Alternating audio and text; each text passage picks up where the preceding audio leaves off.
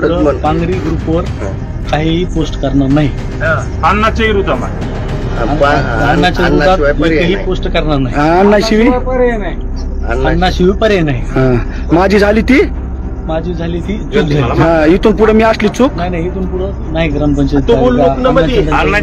Post करणार नाही। हे मी हात जोड जोडलेत ना। अन्नाच्या विरोधात बीडमधून अजून एक नवा व्हिडिओ समोर। तर नमस्कार मंडळी, मी सुनील, आपण पाहता सुनील न्यूज। तर मंडळी, प्रकरण असं आहे की वाल्मिक कराडच्या टोळीचा हैदोस तरुणाला जबरदस्तीने मागायला लावली माफी। अजित पवार दौऱ्यावर असताना सध्या सोशल मीडियावर होतो व्हिडिओ प्रचंड व्हायरल।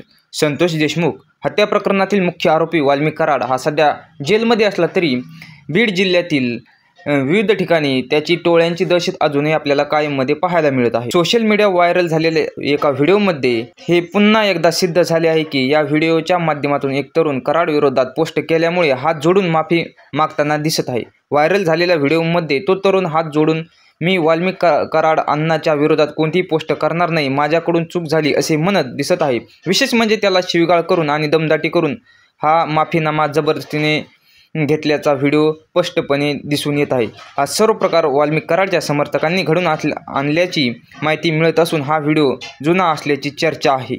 पालकमंत्री दौऱ्यावर असतानाही दहशत कायम।